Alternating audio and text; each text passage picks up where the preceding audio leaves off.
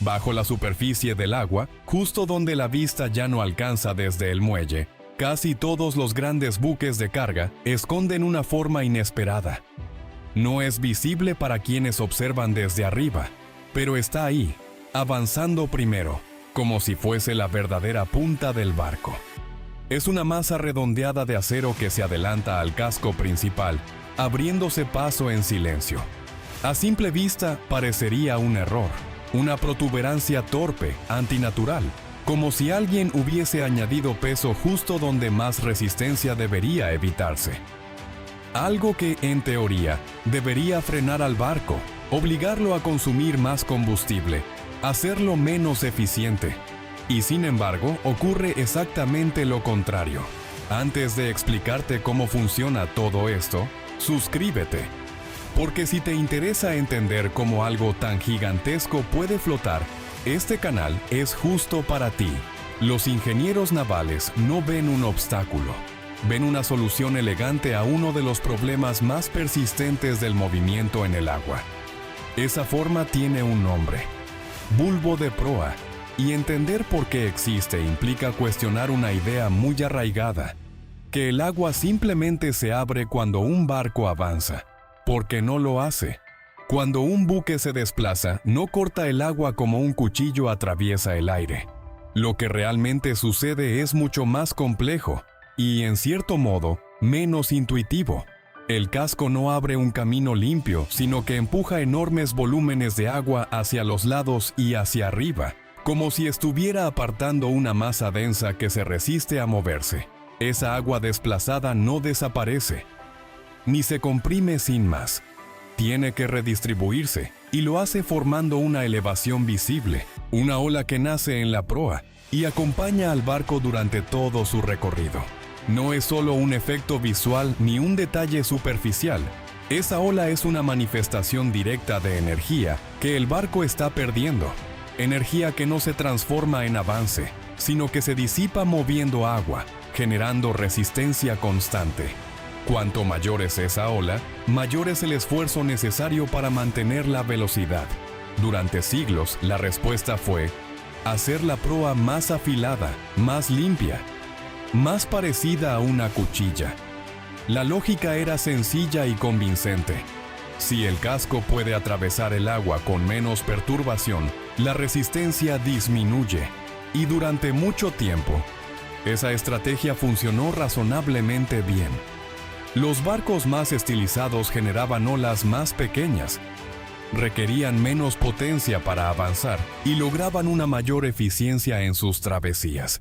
Pero esa lógica tiene un límite. Cuando los barcos comenzaron a crecer hasta dimensiones colosales, la situación cambió de forma radical. Un buque de cientos de miles de toneladas no interactúa con el agua igual que uno pequeño. Su escala altera las reglas del juego. Ya no basta con cortar el agua de forma eficiente, porque detrás de esa proa afilada sigue avanzando una enorme masa de acero que desplaza volúmenes gigantescos de agua a cada segundo. En ese punto, el problema deja de ser solo una cuestión de forma y pasa a ser una cuestión de comportamiento físico. No importa cuán afilada sea la entrada, el impacto total del casco sigue generando resistencia significativa. Y ahí es donde aparece una idea completamente distinta. En lugar de enfrentarse al agua directamente, se trata de influir en cómo se comporta antes incluso de que el casco principal llegue. Porque una ola no es únicamente agua en movimiento, es, en esencia, un patrón de presión que viaja a través del medio. Y esos patrones pueden interactuar entre sí de maneras muy precisas. Cuando dos olas coinciden, pueden sumarse y hacerse más grandes, o pueden interferir de tal forma que se reduzcan entre sí, llegando incluso a anularse parcialmente. Este fenómeno se conoce como interferencia destructiva. Puede sonar complejo, pero la idea es sorprendentemente elegante. Dos ondas que, al coincidir en el momento justo, se reducen mutuamente en lugar de reforzarse. El bulbo de proa está diseñado precisamente para aprovechar ese principio. No intenta cortar el agua ni apartarla con más fuerza, sino adelantarse al problema, Su función es generar su propia ola antes de que el casco principal entre en contacto con esa misma zona del agua, pero no es una ola cualquiera. Es una ola calculada, medida con precisión y ajustada para que llegue en el instante exacto. A medida que el barco avanza, el bulbo crea un sistema de presión que se desplaza hacia adelante, casi como una señal anticipada de lo que viene detrás. Y cuando ese sistema se encuentra con la ola natural que produciría el casco, ocurre algo contraintuitivo. Ambas comienzan a neutralizarse. La cresta de una coincide con el valle de la otra, y en lugar de formar una ola mayor, se reducen entre sí. La energía que normalmente se invertiría en levantar una gran masa de agua en la proa no desaparece, pero se redistribuye de forma mucho más uniforme. El resultado es una superficie más estable, menos resistencia y un desplazamiento más fluido.